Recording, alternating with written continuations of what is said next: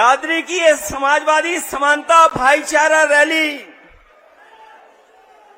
ये केवल रैली नहीं है, ये आह्वान भी है कि आने वाले समय में सामाजिक न्याय के राज को लाने के लिए हम पीडीए के लोग मिलकर के सरकार बनाने जा रहे हैं।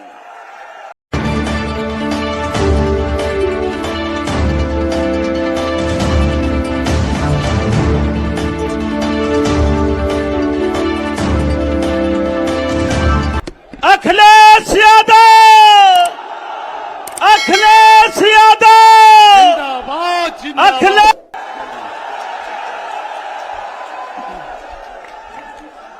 मैं सबसे पहले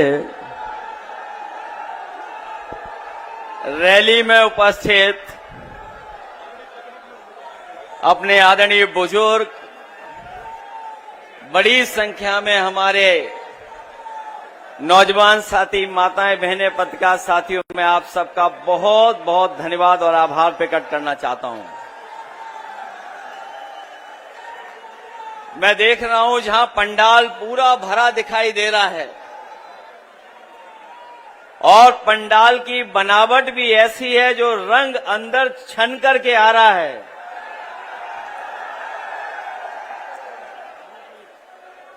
पता नहीं राजकुमार भाटी जी ने कौन सा साइंटिफिक अप्रोच उन्होंने अपनाई है कि जो रोशनी अंदर आ रही है पंडाल के अंदर छन करके वो लाल लाल लाल दिखाई दे रही है। मंच पर बड़ी संख्या में हमारे जिम्मेदार नेता मौजूद हैं। जितने लोग मंच पे हमारे साथ यहां पर हैं, जो हमारे दाईं तरफ मंच दिखाई दे रहा है, बहुत बड़ी संख्या में हमारे जिम्मेदार बुजुर्ग, कार्यकर्ता, नेता और आखिरी तक मैं देख सकता हूं। और इस पंडाल में पीछे तक, और जब मैं पंडाल के अंदर आया हूं, मुझे बड़ी संख्या में समाजवादी कार्यकर्ता, नेता दिखाई दिए हैं। मैं एक एक कार्यकर्ता का, नेता का बहुत बहुत धन्यवाद और आभार प्रकट करना चाहता हूं। आज तो हम रैली में इकट्ठे हो रहे हैं, मिल रहे हैं एक दूसरे से, लेकिन मैं बधाई देना चाहता हूं आप सबको। इस रैली की चर्चा ने न जाने कितने लोगों का होश उड़ा दिए थे, और न केवल होश उड़ाया रैली ने, उन्हें मजबूर कर दिया। और मजबूरी में क्या फैसला लिया उन्होंने कि आपकी हमारी रैली से पहले वो रैली करेंगे। कल भी रैली हुई थी, जो कल रैली हुई थी उसकी तो पोल हमारे बहुत लोगों ने खोल दी है। और ये नया जमाना है कि कोई कैमरे से नहीं बच सकता है। उस रैली में लोग आए नहीं थे,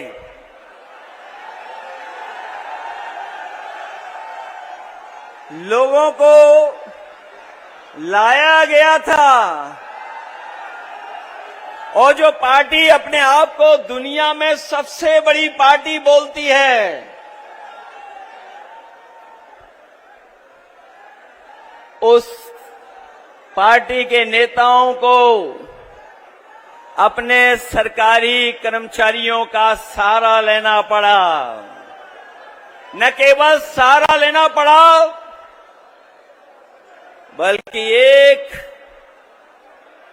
कुछ दिन पहले जिस संस्था की वजह से न केवल देश में बल्कि दुनिया में वो रोबोट जो दिखाया गया था, सुनने में आया है कि यूनिवर्सिटी, कॉलेज से न केवल छात्रों को बुलाया गया और छात्रों को बुला करके कहा गया कि रैली के बाद आपको छुट्टी दी जाएगी। आप जानकारी कर लेना, जहां जहां से छात्र बुलाए गए थे उन सब छात्रों को लंबी छुट्टी दी गई है। और इस बार रैली में जो लोग आए हैं, बीजेपी की उत्तर प्रदेश से छुट्टी होकर के दिल्ली से भी छुट्टी होना तय है। जो लोग हवाई अड्डे का उद्घाटन कर रहे थे, जिन लोगों ने खबरें ठीक से पढ़ी होंगी, पहले भी उद्घाटन हुए हैं एयरपोर्टों के। जो उद्घाटन हुए सरकार में, जो कभी समाजवादियों की भी देन है उसमें बनाने में, 7 एयरपोर्ट में 6 बंद हो गए हैं। 7 एयरपोर्ट उद्घाटन किए गए थे, 6 बंद हो गए हैं। कम से कम इस एयरपोर्ट का ये वादा करके जाते कि उद्घाटन के बाद इसको बेचा नहीं जाएगा। लगता तो ऐसा है कि ये उद्घाटन ही बेचने के लिए किया गया है। रैली में आने से पहले हम लोगों को कुछ एटीएम की बातें सुनने को मिली हैं।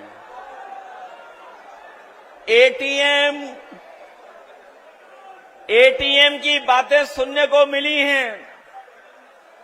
हम लोग तो 10 साल से सरकार में नहीं हैं।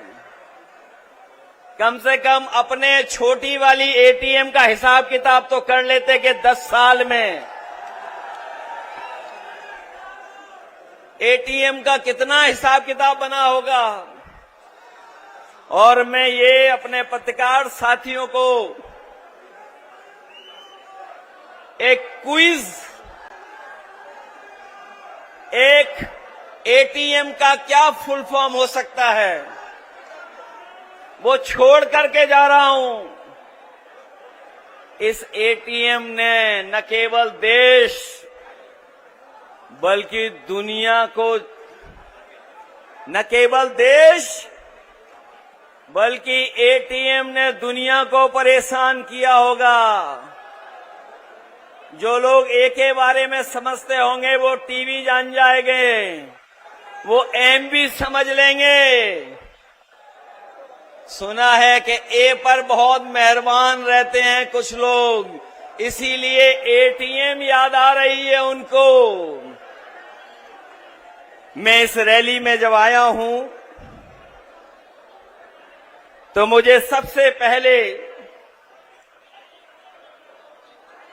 हमारे गुर्जर सम्राट मेहर भोज के प्रतिमा पर सम्मान करने का मुझे मौका मिला है। मैं अपने साथियों को याद दिलाना चाहता हूं कि हम सब लोगों ने वो लड़ाई लड़ी थी जब दूसरे लोग हमारा आपका इतिहास भी छीनना चाहते थे, हमारे सम्राट को भी छीनना चाहते थे। मैं अपने तमाम लोगों को भरोसा दिलाता हूं कि नोएडा में तो आपके और ग्रेटर नोएडा और आपके जिले में इन महान लोगों को जब भी हमें मौका मिला है, चाहे हमें स्टेडियम बनाना पड़ा हो तो हमने शहीद विजय सिंह पथिक के नाम पर स्टेडियम बनवाया था। और यहां का सबसे बड़ा पार्क जो हम लोगों ने गुर्जर सम्राट मेहर भोज जी के नाम पर बनाया था। मुझे याद है 1857 की लड़ाई, जहां तमाम क्रांतिकारियों ने लड़ी थी, उसमें हम अपने कभी भी कोतवाल धान सिंह गुर्जर जी को कभी भूल नहीं सकते हैं। मैं आज आप लोगों को भरोसा दिला के जा रहा हूं कि जहां आपने यहां पर जगह जगह पर जो आपकी प्रतिष्ठित जगह हैं, वहां पर आपने इनका सम्मान देने का काम किया है। आप 2027 में सरकार बनाइए, राजधानी लखनऊ में भी इन तीनों और तमाम हमारे पीडीए महापुरुषों के योगदान को याद दिलाने के लिए हम लोग स्मारक और उनकी रिवर फ्रंट पे प्रतिमाएं लगवाने का काम करेंगे।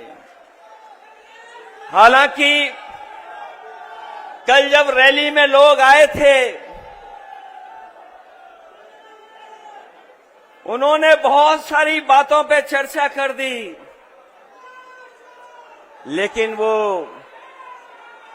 गैस सिलेंडर की चर्चा करना भूल गए हैं। याद रखिए, भारतीय जनता पार्टी का एक एक फैसला जब कभी भी हुआ है तो इन्होंने हमें और आपको दुख और तकलीफ देने का काम किया है, परेशानी दी है, और न जाने कितनी बार भारतीय जनता पार्टी के लोगों ने हमको धोखा देने का काम किया है। मैं अपने किसान भाइयों को भरोसा दिला के जा रहा हूं, इन्होंने जमीन ली होगी, लेकिन बाजार भाव से आपको मुआवजा नहीं दिया गया। मैं अपने किसान भाइयों को कह के जा रहा हूं कि जब भी समाजवादी सरकार बनेगी, हम अगर कभी भी किसानों की जमीन लेकर के कोई विकास काम करेंगे तो उन किसानों को बाजार भाव की कीमत देने का काम करेंगे। जिनकी जमीनें गई हैं वो जानते होंगे कि इन्होंने धोखा देने का काम किया, उनको बाजार का मुआवजा नहीं दिया। जो हमारा कानून कहता है, कानून का भी लाभ हमारे किसानों को नहीं दिया, लेकिन हम समाजवादी लोग आपको भरोसा दिलाते हैं, जब कभी भी किसी विकास के लिए आपकी जमीन ली जाएगी तो उसको हम लोग बाजार भाव का मुआवजा देने का काम करेंगे। हमारे इस जिले के लोग ये जानते हैं, पंचायत हुआ करती थी, प्रधान चुने जाते थे, अपनी समस्याओं का समाधान कर लेते थे, लेकिन जब से बदलाव हुआ है तब से हमारे गांव के किसानों को हम विकास से नहीं जोड़ पा रहे हैं।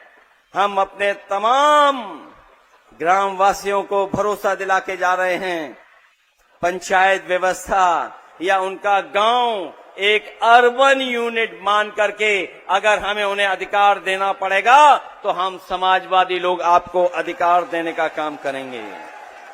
9 साल के लगभग इस सरकार का समय गुजर गया, लेकिन जमीन का मुआवजा इन्होंने बढ़ाया नहीं, और जो मुआवजा कभी समाजवादी सरकार में मिला भी करता था, उस तरह का मुआवजा इन्होंने कभी देने का काम भी नहीं किया।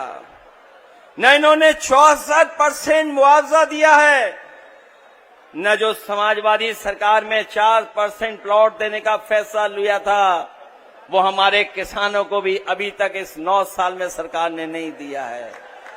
इसलिए बदलाव लाइए, बदलिए, क्योंकि बदलने से ही आपका, हमारा और उत्तर प्रदेश का भाग्य सुधरने जा रहा है। न केवल इन्होंने मुआवजे के साथ खिलवाड़ की है, बल्कि हमारे तमाम जो कॉलोनियां बस गई हैं, उन कॉलोनियों का भी सुयोजित विकास के लिए कोई फैसला नहीं लिया है। इसलिए इन कॉलोनियों को नियमित विकास से जोड़ने के लिए हम लोग आने वाले समय में काम करने जा रहे हैं। जहां इतने कारखाने, फैक्ट्री और तमाम इन्वेस्टमेंट की बातें हो रही हैं, यहां के लोगों को पता होगा, जिस समय इन्होंने एमओयू साइन किए 50 लाख करोड़ के, इन 50 लाख करोड़ के एमओयू में जमीन पे कुछ नहीं उतरा। हो सकता है 5% के नाम पर इनकी जेबों में कुछ जेब भर गई हो, लेकिन ये 50 लाख करोड़ का जो एमओयू करने का फैसला लिया था वो जमीन पर नहीं उतार पाए हैं, न रोजगार दे पाए। बड़े पैमाने पर पढ़े लिखे नौजवान हमारे नौकरी से दूर हैं, न नौकरी है न रोजगार है। हम अपने नौजवानों को भरोसा दिला के जा रहे हैं कि चाहे पढ़ाई को व्यवस्थित करना पड़े, कॉलेज यूनिवर्सिटी में ट्रेनिंग के कार्यक्रम चलाने पड़े, क्योंकि आधुनिक जमाने में नए तरह की नौकरियां हैं। अगर उनके लिए काम करना पड़ेगा तो अपने आसपास के ग्रामीण क्षेत्रों के नौजवानों को ट्रेनिंग दे करके उनको रोजगार नौकरी देने का काम भी आने वाले समय में होगा। दादरी की ये समाजवादी समानता भाईचारा रैली, ये केवल रैली नहीं है, ये आह्वान भी है कि आने वाले समय में सामाजिक न्याय के राज को लाने के लिए हम पीडीए के लोग मिलकर के सरकार बनाने जा रहे हैं। आज ये लोग जो अपना हक अधिकार मान सम्मान को फिर से पाने के लिए इकट्ठे हुए हैं, वो लोग एक बहादुर कौम के रूप में सच्चे देशभक्त और स्वतंत्रता सेनानी के इतिहास में दर्ज हैं और हमेशा रहेंगे और भविष्य के इतिहास में सामाजिक न्याय के सेनानी के रूप में भी देखे जाएंगे।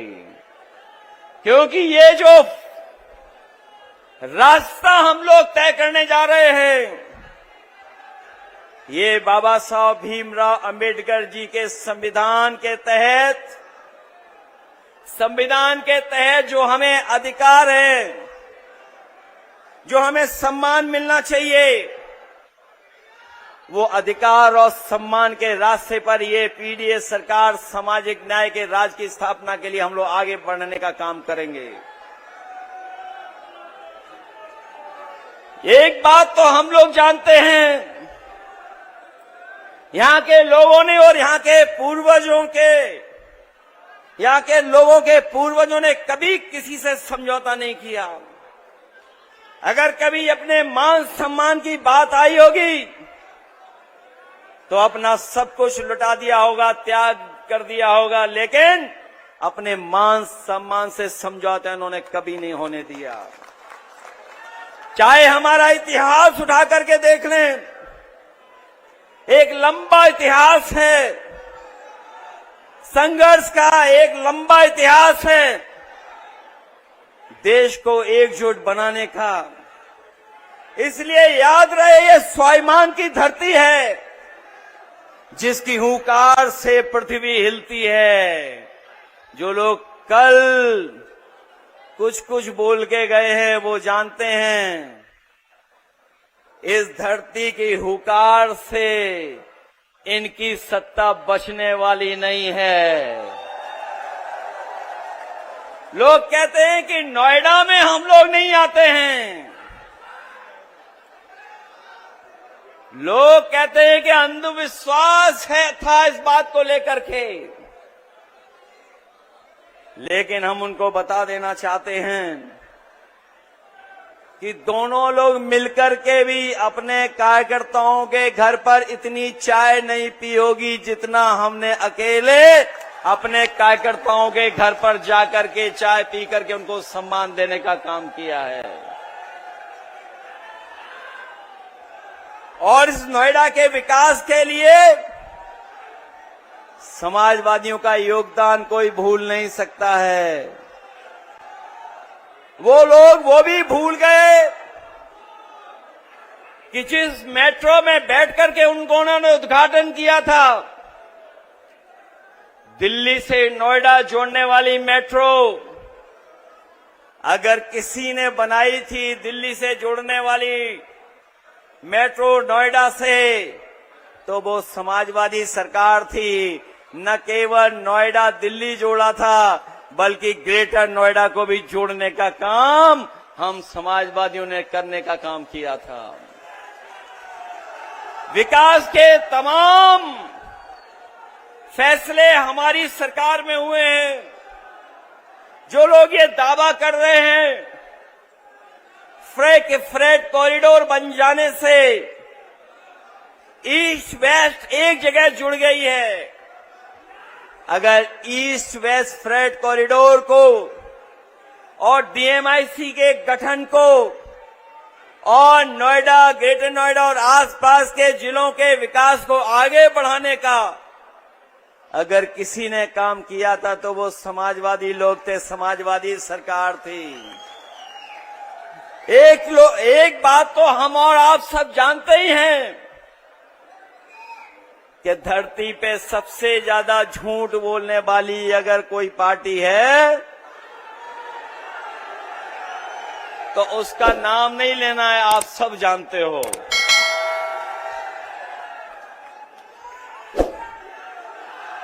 ये पीडीए केवल सामाजिक और मानसिक परिवर्तन लाने का हमारा बहुत बड़ा सकारात्मक आंदोलन है, जिसकी शुरुआत हम लोग आपसे करने जा रहे हैं, आपसे होगी। क्योंकि पीडीए के लोग ये जानते हैं, महसूस करते हैं कि उनके साथ भेदभाव, उनके साथ समय समय पर तिरस्कार या समय समय पर अधिकार और उनका सम्मान छीना जाता है। न केवल पीडीए के लोगों का बल्कि उनके घर परिवार के लोग भी महसूस करते हैं।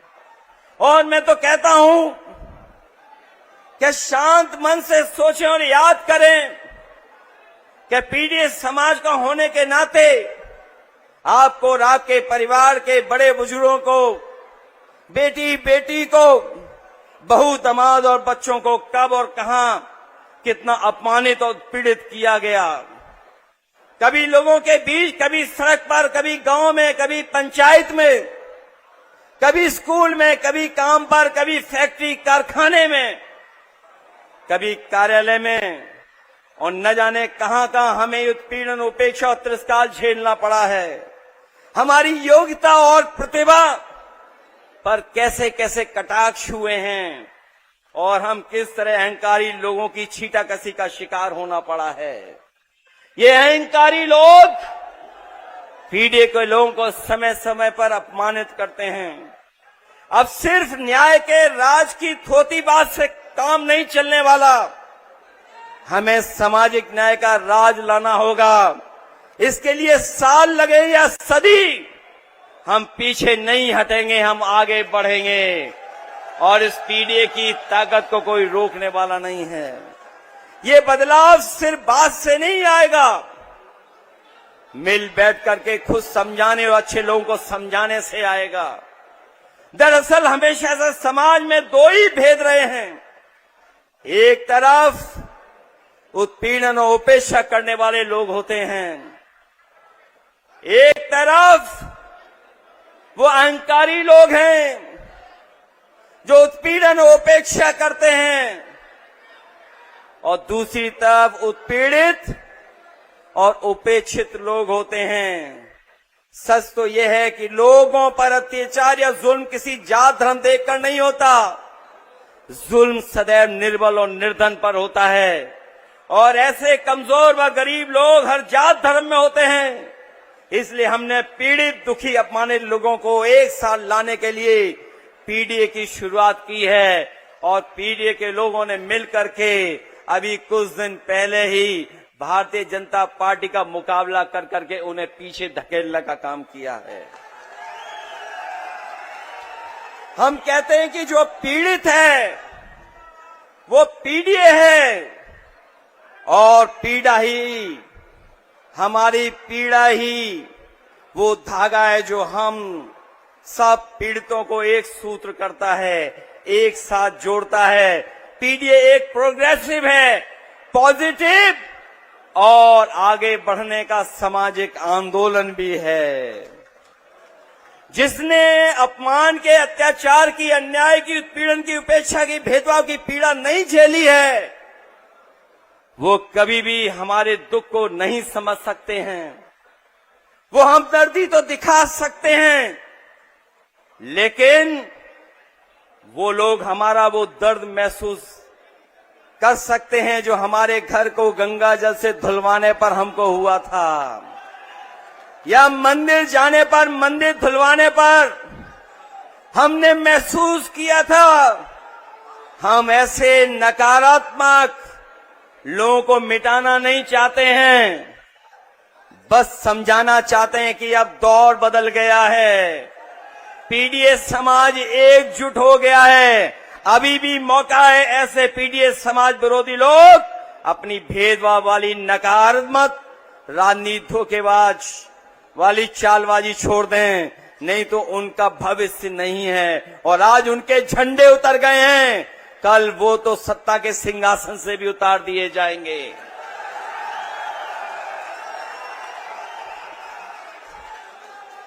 मैं कहना चाहता हूं कि पीडीए की मुहिम सिर्फ एक दो चुनाव की नहीं है, सदियों से जो उत्पीड़न हो रहा है उससे लड़ने की है, अपने भविष्य को चुनने की है, युग को बदलने की है। पीडीए के मान सम्मान के लिए संघर्ष जारी रहेगा। जैसे जैसे पीडीए में पढ़ाई लिखाई बढ़ेगी, वैसे वैसे बराबरी पाने की नई चेतना तीव्र होगी और जागरूकता जागेगी। हमारा बड़ा लक्ष्य एक ही, खुशहाली, हर एक की तरक्की है, फिर वो चाहे किसान हो, मजदूर हो, या महिला हो, युवा हो, कारोबारी हो, कारीगर हो, पेशेवर, नौकरी पेशा।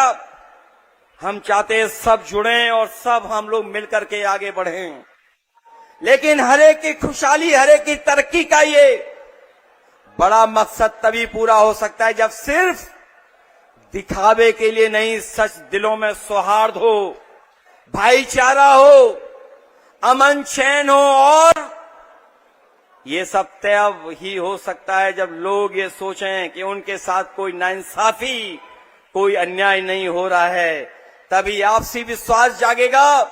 अगर समाज में ये भावना रहेगी तो 5% बचतवादी लोगों के पास पैसों और राजनीति की वो ताकत है कि वो हर समाज के कमजोर को मिलाकर के बने 95% पीड़ित समाज का शोषण दोहन करते रहेंगे तो समाज में शांति कैसे आएगी, अपनापन कैसे जागेगा, देश एक जैसा एक कैसे होगा, तरक्की कैसे होगी। इसलिए जो लड़ाई है वो हमारी आपकी मिलकर के 5% लोग जो 95% के साथ शोषण कर रहे हैं, उनको अपने अधिकारों से वंचित करने का काम कर रहे हैं।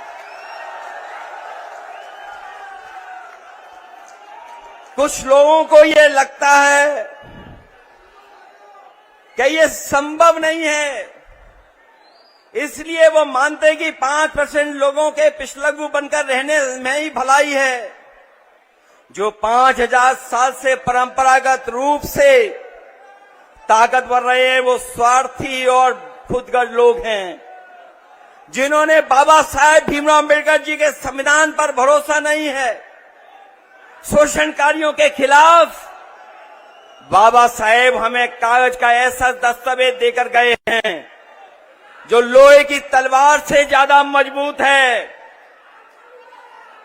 शायद इसलिए नेताजी ने जब अपनी पार्टी का नाम रखा था तो संविधान के प्रियम्बल में लिखे एक संवैधानिक मूल्य समाजवादी को ही चुना और हमेशा समाज की बराबरी, उन्नति के लिए काम किया, जो आज भी हमारी प्रेरणा है। चाहे कितनी भी रुकावट आए, हम लोग गैर बराबरी खत्म करने के लिए संघर्ष करते रहेंगे। और जो हमारे पीछे छूट गए हैं पीडीएस समाज के लोग, उनको बराबर खड़ा कर करके हम उनको हक और सम्मान देने का काम करेंगे। संविधान ही देश के 95% शोषित, उपेक्षित, पीड़ित, वंचित जनता मतलब पीड़ित के अधिकारों का सच्चा संरक्षक है। संविधान ही सबसे बड़ा मददगार है, इसलिए पीड़ित के लिए संविधान की रक्षा जन्म मरण का विषय है। इसलिए जो लोग ये कहते थे कि हम 400 सीटें जीत कर संविधान बदल देंगे, जो 400 सीट पाकर के संविधान बदलने की बात कर रहे थे, जो साजिश कर रहे थे, वो 2024 में हमारी आपकी ताकत से सिमट करके अंडरग्राउंड हो गए हैं। अभी वो चुप बैठ गए हैं। अंडरग्राउंड का मतलब तो हम सब समझते ही है ना, वो भूमिगत हो गए हैं। ये वक्त का इंतजार कर रहे हैं, वो लोग वक्त का इंतजार कर रहे हैं, पर वो वक्त फिर कभी नहीं आएगा। फिर भी इनसे सावधान और चौकन्ना रहने की जरूरत है। सच तो ये है कि संविधान खतरे में था और तब तक रहेगा जब तक भाजपा है। इसलिए भाजपा को हमेशा के लिए हराना और हटाना होगा। ये भाजपा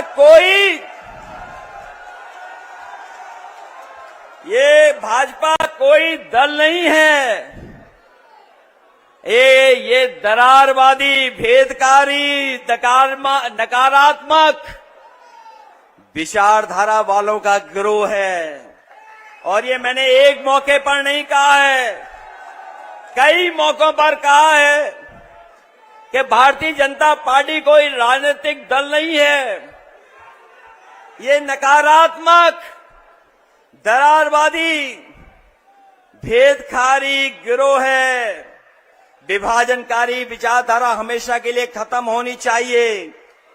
इनकी परमानेंट रूप से हटाना ही एकमात्र समाधान है। इसलिए पहले हम कहते थे भाजपा हटाओ, संविधान बचाओ।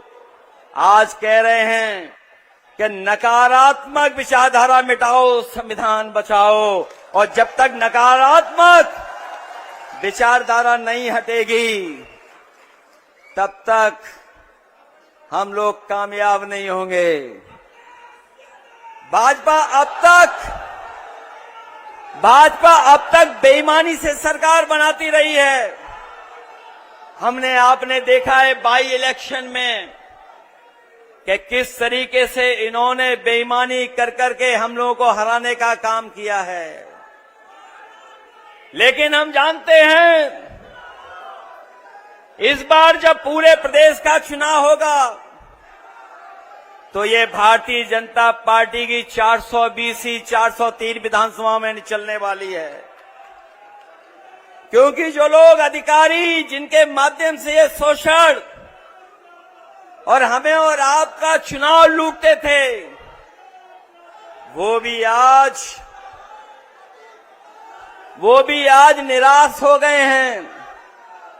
ऐसे अधिकारी जिन्होंने फेक इनकाउंटर किए हैं, वो भी भारतीय जनता पार्टी से दुखी हो रहे हैं। और याद कीजिए, जब पहला फेक इनकाउंटर हुआ था, न केवल एक नौजवान गुजर था, बल्कि नोएडा में एक जिम इंस्पेक्टर भी था जिसका इनकाउंटर फेक करने की कोशिश की थी इन्होंने। आज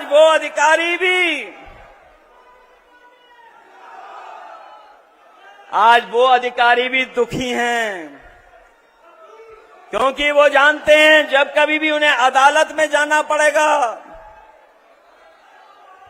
और जब अदालत इन कर्मचारी अधिकारियों को सजा सुनाती है, ये लोग अकेले अंधेरी कोठरी में सजा पाते हैं और अपनी सजा को भुगतते हैं और बाहर उनका परिवार समाज का अपमान और जीवन की परेशानी झेलता है। इसलिए बहुत सारे अधिकारी भी अब सावधान हो गए हैं।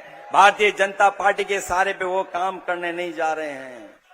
अभी हाल ही में जो एसआईआर हुआ, वो एसआईआर नहीं था, वो मुखौटे के साथ एनआरसी था। मैं अपने तमाम सजग सतर्क पीडीए प्रहरियों को धन्यवाद और बधाई देता हूं कि उन्होंने मुकाबला कर करके एसआईआर में अपने वोट को और वोट के अधिकार को बचाने का काम किया है। मैं एक एक पीडीए प्रभारी को बहुत बहुत धन्यवाद और बधाई देना चाहता हूं। ये भारतीय जनता पार्टी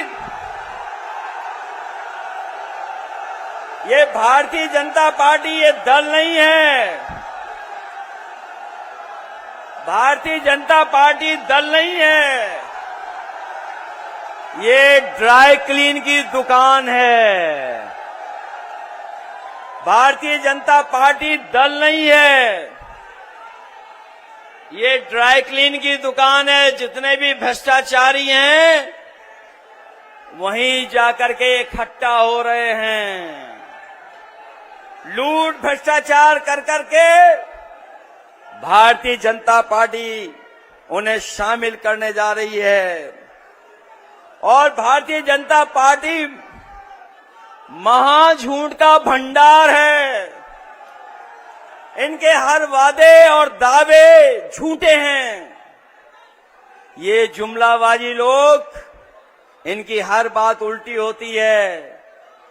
जब ये कहते हैं कि 15 लाख देंगे, करोड़ों नौकरी हर साल देंगे, किसानों की आय दोगुनी करेंगे, करोड़ नौकरी हर साल देंगे, गन्ने का भुगतान समय पर करेंगे, छुट्टा पशुओं से खेती को बचाएंगे, तो ये समझ लेना ये लोग महाझूठ बोलते हैं। इनका हर बात, हर वादा झूठा निकला।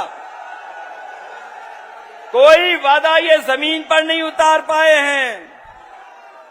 जो जो बदलाव लाए उससे महंगाई बढ़ी है, भ्रष्टाचार बढ़ा है।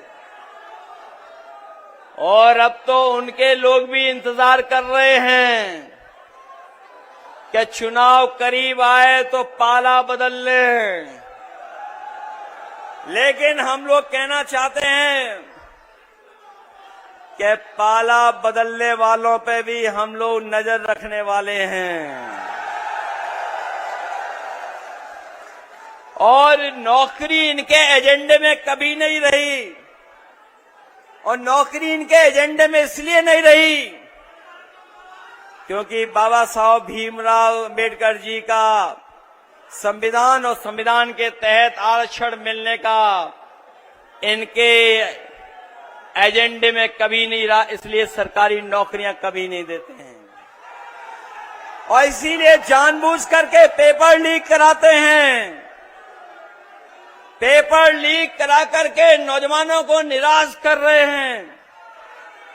आने वाले समय में हम नौजवानों को कहना चाहते हैं, नौजवानों से संवाद करने के साथ साथ हम लोग भारतीय जनता पार्टी की वो भी पोल खोलेंगे कि कितने पेपर लीक हुए हैं और कितनी परीक्षाएं रद्द हुई हैं। हम लोग अग्निवीर कभी स्वीकार नहीं कर सकते हैं।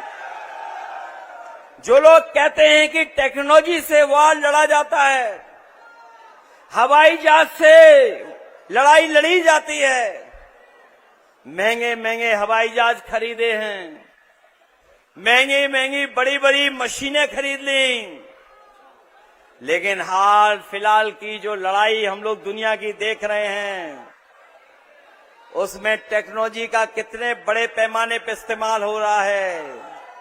और याद रखना, टेक्नोलॉजी से कितनी भी लड़ाई लड़ी जाए, लेकिन जमीन का कब्जा तभी होता है जब फौज आगे बढ़कर के जमीन को कब्जा करने का काम करती है। इसलिए जो अग्निवीर की व्यवस्था लाए हैं, जब भी समाजवादियों को मौका मिलेगा वो हम लोग उस व्यवस्था को हमेशा हमेशा के लिए खत्म कर देंगे।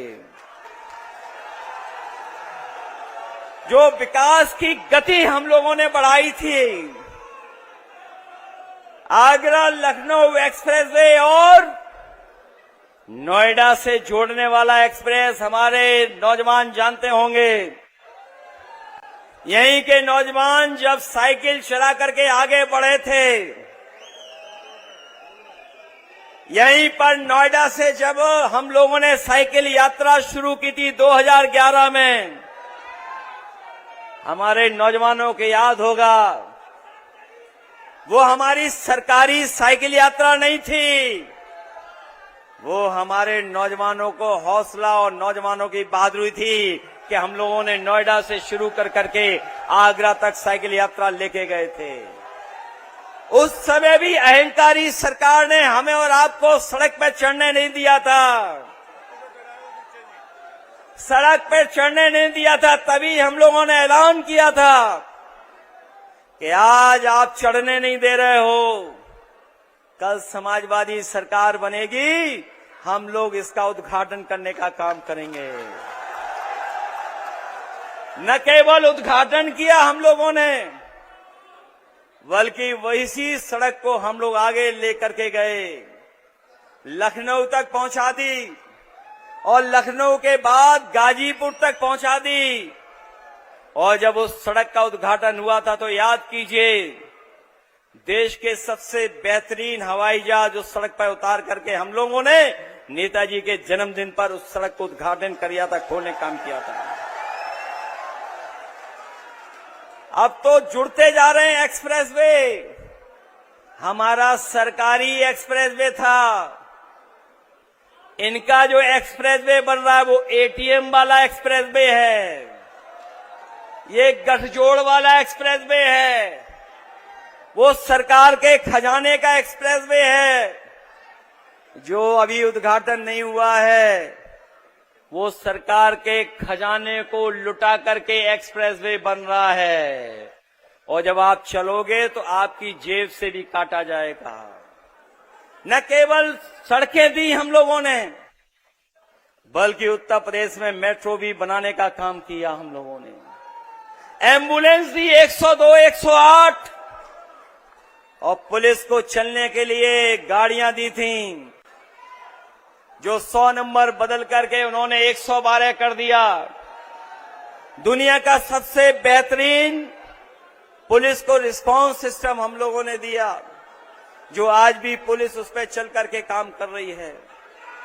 न केवल ये दिया, बल्कि दूध का उत्पादन बढ़ाया। जब समाजवादी सरकार थी तो 30 लाख लीटर प्रतिदिन दूध का उत्पादन बढ़ाने का काम किया। जो बड़े बड़े कारखाने होते हैं अमूल के, पराग के, उनको लगाया। उनको लगाने के साथ साथ हम लोगों ने बच्चों के भोजन में भी सुधार लाने का काम किया। इस सरकार ने भोजन को बंद कर दिया, भोजन तो बंद ही हो गया बच्चों का, साथ ही साथ सुनने में आया स्कूल भी बंद हो रहे हैं। बड़े पैमाने पे स्कूल बंद हुए हैं। अपनी बेटियों महिलाओं की सुरक्षा के लिए 1090 जैसी व्यवस्था दी थी। आने वाले समय में हम अपने भरोसा दिलाना चाहते हैं बहनों को, बेटियों को, माताओं बहनों को, कि 1090 से बेहतर और उसको और मजबूत कर करके अपनी महिलाओं को सुरक्षा देने का काम करेंगे। न केवल सुरक्षा कानून पर होगी, बल्कि अब समाजवादी दोबारा शुरू करेंगे और अपनी गरीब माताएं बहनों के लिए सम्मान समृद्धि योजना ला करके, स्त्री सम्मान समृद्धि योजना ला करके 40,000 रुपया साल हम लोग दे करके उनका सम्मान बढ़ाने का काम करेंगे। जो लोग कहते हैं कि धन कहां से आएगा, हमारी ही नकल कर करके महाराष्ट्र में 1700 रुपए दे रहे हैं, मध्य प्रदेश में दे रहे हैं, बंगाल में भी आदरणीय ममता बनर्जी जी दे रही हैं। वहां पर भी समाजवादी पेंशन की तरह महिलाओं के सम्मान राशि दी जा रही है। अगर ये सब प्रदेश दे सकते हैं तो उत्तर प्रदेश तो आबादी में और बजट में भी दुगना है। जिस तरीके से हम लोगों ने उस समय लैपटॉप दिया था, कोई सोच नहीं सकता था हम लोगों ने लैपटॉप दिया था। आने वाले समय में स्त्री सम्मान समृद्धि योजना चला करके 40,000 रुपया हम लोग उनके अकाउंट में देने का काम करेंगे। इसलिए आज जब हम लोग इस रैली में शामिल हुए हैं, ये समाजवादी समानता भाईचारा रैली जिसमें हम लोग शामिल हुए हैं, जिस रैली की आगाज पूरे प्रदेश और देश में गई है, और इस रैली के माध्यम से यह संदेश गया है कि इस बार यहां के लोग भी जागरूक होकर के पीडीए के साथ खड़े हो गए हैं, पीडीए के सम्मान बढ़ाने के लिए। इसीलिए घबराए आपकी रैली से पहले रैली करने चले आए। वो सरकारी रैली थी, वो आम लोगों की रैली नहीं थी। उस सरकारी रैली के मुकाबले हमारे नौजवान और हमारे किसानों ने ये जो ऐतिहासिक रैली की है, इसके लिए हम बहुत बहुत बधाई देते हैं। और इतिहास में मील की पत्थर की तरह ये साबित हो गया है कि यहाँ के लोग भी जागरूक होकर के पीडीए की आवाज बुलंद करने जा रहे हैं। इसलिए मदद करिए आप लोग और इस लड़ाई को और मजबूत कीजिए। मैं एक बार फिर अपने अध्यक्ष, जिनकी अध्यक्षता में ये कार्यक्रम चल रहा है, हरीश पाल जी, उनका मैं धन्यवाद देता हूं। राजकुमार भाटी और उनके साथ जितने सहयोगी साथी हैं, जो लगातार जो मंच पे बैठे लोग हैं, इन्होंने जगह जगह आयोजन कर करके जगह जगह बैठ कर फैसला लेकर के, जो लोग मंच पे हैं या उस मंच पर हैं या सामने हैं, हमारे आपके लिए ये बराबर की रैली है। जितना सम्मान हमारे मंच पे बैठे हुए पा रहे हैं, उससे ज्यादा हमारे तेजिंदर बिग जो बैठे हैं, जनता के बीच में खड़े हैं, वो पा रहे हैं। न केवल तेजिंदर बिग, बहुत सारे हमारे समाजवादी साथी हैं, ये बराबर के हकदार हैं। इनको मैं बधाई देना चाहता हूं। मंच पर उपस्थित आदरणीय माता प्रसाद पांडे जी, रामविलास सुमन जी, सांसद इकरा हसन जी, अतुल प्रधान जी, और हमें उम्मीद है कि अतुल प्रधान जी केवल अपनी विधानसभा की रणनीति नहीं, बल्कि समाजवादी पार्टी को भी जगह जगह मदद करने का काम करेंगे।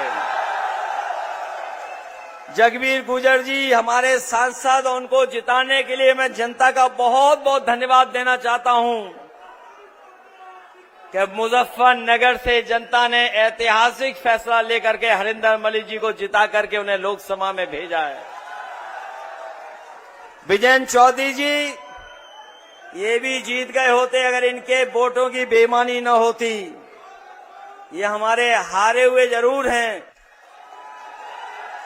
लेकिन असली सर्टिफिकेट के हकदार यही थे। जावेद आदमी जी से लेकर के प्रदीप भाटी जी, जितेंद्र यादव जी, भारत सिंह गुर्जर जी, नवीन भाटी जी, फकीचंद गुर्जर नागर जी, अरविंद गिरीश, सुधीर भाटी जी, आश्रय गुप्ता जी, साहिंद मंजूर साहब, और आजकल जो हमारे साथ आए हैं, मैं उनका एक बार फिर स्वागत करता हूं कि बहुजन समाज पार्टी में रहे बड़े नेता, कांग्रेस के बड़े नेता नसरुद्दीन सिद्दीकी साहब का भी मैं धन्यवाद देता हूं। हमारे रामपुर के सांसद मोहिबुल्लाह नदवी साहब का भी मैं धन्यवाद देता हूं, और रामपुर की भी जनता का मैं विशेष धन्यवाद और आभार प्रकट करूंगा कि उन्होंने समाजवादी पार्टी को जिता करके हमें एक सांसद देने का काम किया है। और ये जो हमारा आज शुरुआत हुई है, संघर्ष की शुरुआत हुई है, हम आपको भरोसा दिलाना चाहते हैं कि हमारी पार्टी के बहुत सारे नेताओं के साथ बड़े पैमाने पर भेदभाव हुआ है, झूठे मुकदमे लगा करके जेल भेजा गया है, उन पर झूठी कार्रवाई कर करके उन्हें जेल भेजा गया है। हमें उम्मीद है कि न्यायालय उनका सम्मान करेगा, न्यायालय उन्हें न्याय देगा, और आने वाले समय में समाजवादी सरकार बनेगी तो जिन पर झूठे मुकदमे लगे उनके मुकदमे वापस देने का भी काम करेंगे। आजकल एक डायलॉग चलता है बीजेपी वाले लोग एक डायलॉग देते हैं कि उत्तर प्रदेश में कोई माफिया नहीं है, एक भी माफिया नहीं है। याद रखना, जब वो बोलते हैं एक भी माफिया नहीं है, तो वो ये कहते हैं कि एक माफिया है। और न केवल अपने मुकदमे वापस लिए हैं, अपने सहयोगियों के भी मुकदमे वापस लिए हैं। इसलिए 9 साल का उनके पास हिसाब किताब नहीं है। 9 साल में क्या किया है अभी जमीन पर नहीं बता पा रहे हैं। महंगाई, बेरोजगारी का कोई जवाब नहीं उनके पास। इसीलिए आधा अधूरा एयरपोर्ट उद्घाटन करके गए हैं। याद रखना, ये शुरुआत बहुत पहले से हुई थी, लेकिन जेवर के एयरपोर्ट को एनओसी दिलाने का काम अगर किसी ने किया था तो वो समाजवादी पार्टी थी। उसी का परिणाम है कि आज यहां पर एयरपोर्ट बना है। और जो किसानों के साथ भेदभाव हुआ है, अभी तो पहला फेज बना है, अभी सेकेंड, थर्ड, फोर्थ फेज तक बनना है। आने वाले समय में समाजवादी लोग अपने किसान भाइयों को भरोसा दिला के जा रहे हैं कि आपके किसानों के साथ जमीन का भेदभाव नहीं होगा। सेकेंड, थर्ड, फोर्थ फेज जब भी बनेगा तो जमीन अगर ली जाएगी तो बाजार भाव से जमीन लेकर के अपने किसान भाइयों का सम्मान करने का काम करेंगे। 64% भी देंगे और 4% उनको जो प्लॉट मिलता है वो भी देने का काम करेंगे। हमारा साथी आलू की बात कर रहा है।